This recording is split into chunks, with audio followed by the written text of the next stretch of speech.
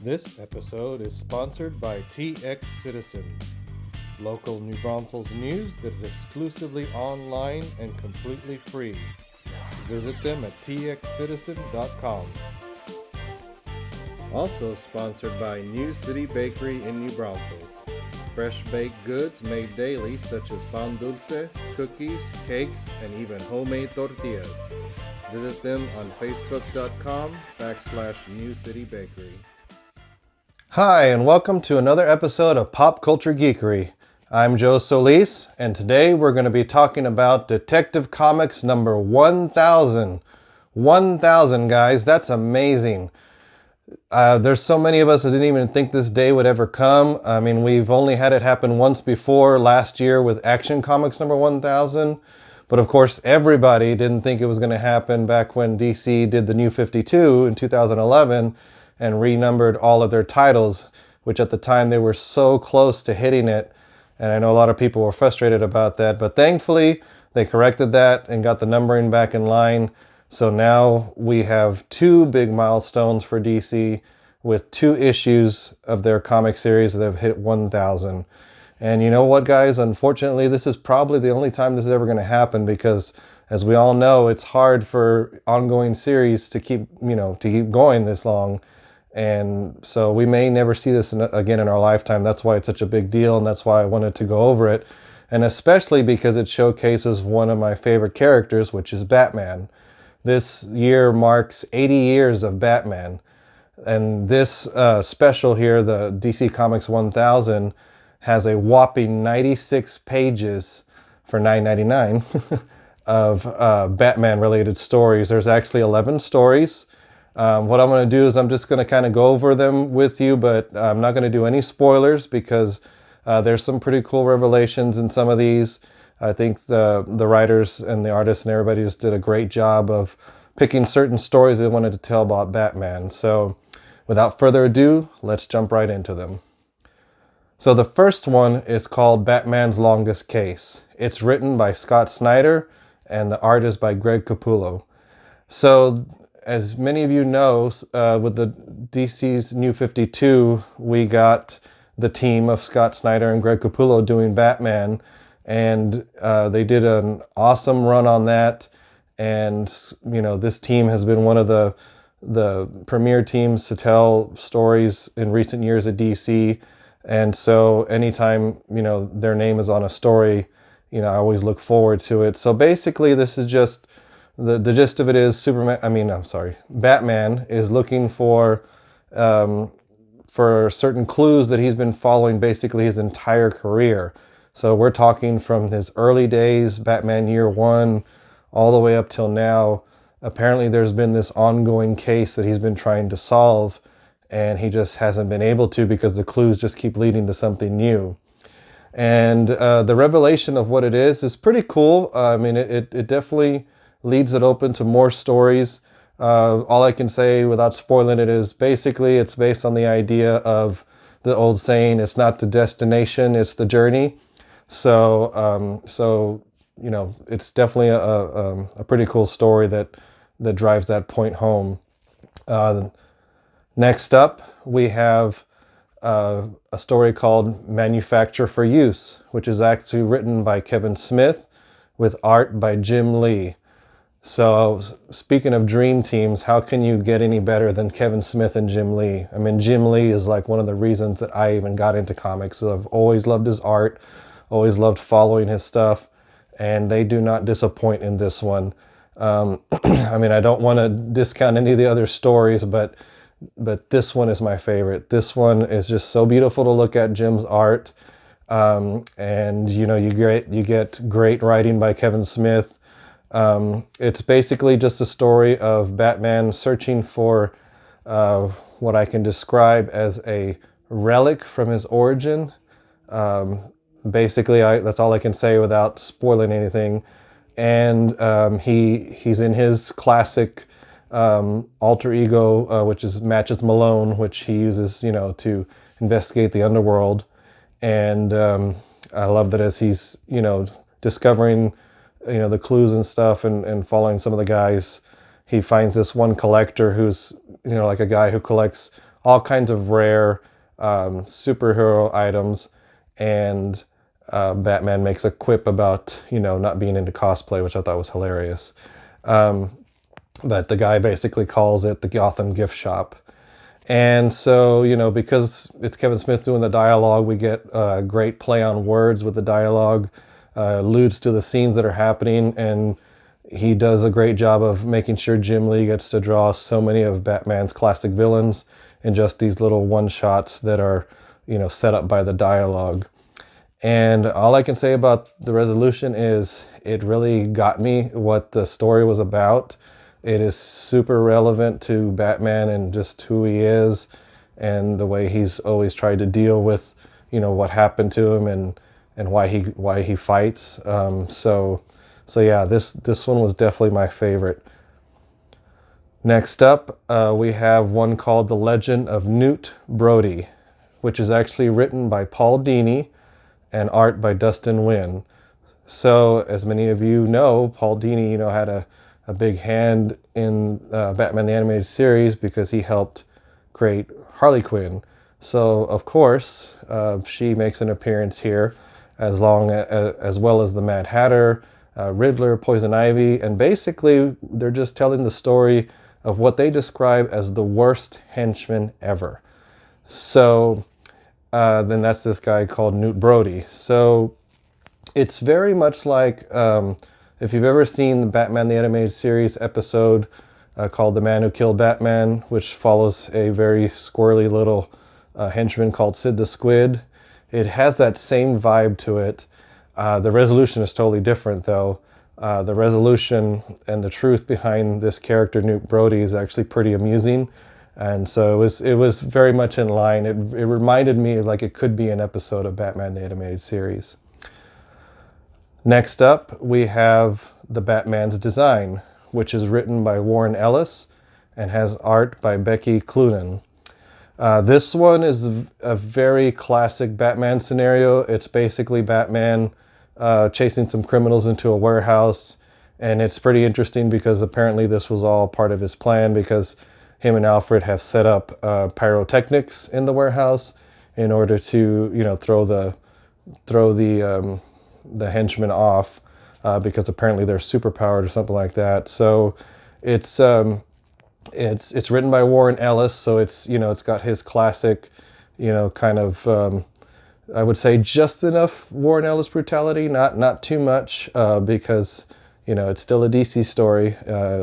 So he does a good job of setting it up, and there's not really any big revelation or anything. It's just a pretty traditional Batman adventure. Next up, we have Return to Crime Alley. This one is written by Denny O'Neil with art by Steve Epting. And so, as many of you know, Denny O'Neil is a classic writer for Batman. So this one, I'm not sure about the time period. Batman's suit looks like it's from the 80s, but it basically focuses on the character Leslie Tompkins, who, if you know Batman lore, she actually helped care for Bruce after his parents were killed, along with Alfred, of course. And so this is on the night of the anniversary of his parents' death. And basically, Batman's out on patrol, and these punks are going to attack Leslie. And, she's already expecting the inevitable, which, of course, Batman's just going to beat them up. And, and she's questioning him about, what has he become and what would his parents think. So it was pretty interesting. Again, that was the reason I questioned the time frame, because I kind of feel like for the most part, most people have stopped asking Batman that question at this point. But, if this is early in his career, then I can definitely see why she would be asking him that.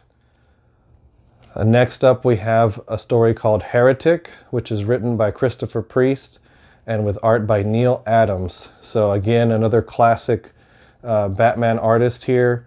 So it was great to see, his rendition of Batman again. He has done some of the classic pieces that you've seen in like promotions and things like that. So it's basically a story about Batman, chasing after some characters from the League of Assassins. So of course, when you hear the League of Assassins, naturally Ra's al Ghul is going to show up, and he does, and you know, it's an okay story. Just you know, it's just one of those that, you know, just kind of featured that part of Batman's world, made allusions to his past and some of the things that him and Ra's went through when, you know, when he was learning under Ra's, which I assume is still continuity. I don't even know anymore. It is, as far as Batman Begins is concerned. But again, this one again was just an okay story. So next up, we have one called I Know. This one is written by Brian Michael Bendis with art by Alex Maleev. And this one is probably my second favorite, just because it was a surprise in the sense that they basically used the design of the Penguin from 1992's Batman Returns. I mean, there's no mistaking when you see this design for the Penguin that it's Danny DeVito. And it's an interesting piece because it's basically, you know, the Penguin and Bruce Wayne as old men, and the Penguin basically tells Batman, you know, that he's known his real identity all along. And it's just interesting the way that they set it up. And of course, you know, this is not the first time that one of Batman's villains has claimed to know who he is, or even some of the ones that do know who he is. So it's resolved in a very classic Batman way, I guess you could say. So, but again, I think, you know, the story itself, it was entertaining, but what sold it for me was just seeing that image of Danny DeVito as the Penguin again. Next up, we have The Last Crime in Gotham, written by Jeff Johns with art by Kelly Jones. This one was a very odd and unusual one. The setup is you've got Damian, Batman, Catwoman, and apparently a daughter that they have called Echo because she calls Batman Dad. And you even have Ace, Batman's dog, in a costume as well. And they're all trying to solve a murder. So it's a very weird setup. It's one of those, it's obviously meant to throw you off at first so you don't know what's going on. And then, you know, it has an interesting resolution at the end that kind of shows, you know, what is Batman's true desire. Like if he could control, you know, the way things have turned out, what would he choose? And so it's an interesting take on that. It was cool to see Kelly Jones's art again. I remember seeing his art when I read Nightfall all those years ago, and he was always a very stylistic Batman artist. So it was definitely cool to see him drawing this. Next, we have The Precedent. Not the president, not like the United States, but precedent, like setting a precedent. This one is read by James Tynion IV and with art by Alvarado Martinez Bueno. So this one is very interesting too because it's basically the night that Batman decided to take Dick Grayson on as his ward. And as he's discussing with Alfred about the pros and cons of doing this, their dialogue is, you know, over images of things that we as longtime readers recognize right away as key moments in the Batman and Robin, you know, history. So it was pretty interesting, and you know, it's funny to see, you know, the early days and the kind of, you know, the hopefulness that Dick Grayson had at the time, and even Batman to some extent, because obviously they've been through so much stuff at this point that, you know, we know that there's just so much history and so much hurt, and, you know, physical and mental. And so it was just kind of neat to look back and be like, yeah, there was a time when they were like, you know, looking at this life hopefully, and before things, you know, always end up turning south for them. Then we have Batman's Greatest Case, which is written by Tom King with art by Tony S. Daniel and Joel Jones. So in this one is really pretty to look at because of the art, especially because I love Tony Daniel's art. In this one, and I do mean all of the Bat family shows up at Batman's beckoning, and they're basically debating, well, what's the reason he called us? What happened now? You know, and they're all just trying to figure it out while they're waiting for him. And it's a pretty fun story. The reason he calls them together is kind of entertaining. It'll make you smirk a little bit, might even make you smile. But there's a beautiful piece in there by Tony Daniel that I can't really show because I feel like it would spoil things. But next to the Jim Lee art, this one was really good as well. And last but not least, we have the story called Medieval, which is written by Peter J. Tomasi with art by Doug Monke. And this one is not a spoiler because it's how they've been pushing this issue. I mean, aside from all the anniversary stuff, obviously, but they have advertised that this is the first appearance of the character called Arkham Knight in DC continuity. Because of those of you who know, this character came from the 2015 video game of the same name. And he's been in comics, but those were all comics that were set in the video game world. So this time he's going to be here in actual DC continuity. And so basically he just is narrating what he knows about Batman. And the way he does it, it reminded me a lot of Bane. And when Bane first came out in Nightfall, well, I should say, when he started making himself known in Nightfall, in the sense of what we, ended up with Batman getting his back broken. That's what I'm talking about. But basically that idea, like when Bane was talking about how he'd been observing Batman and studying him, and that was ultimately why he was able to defeat Batman.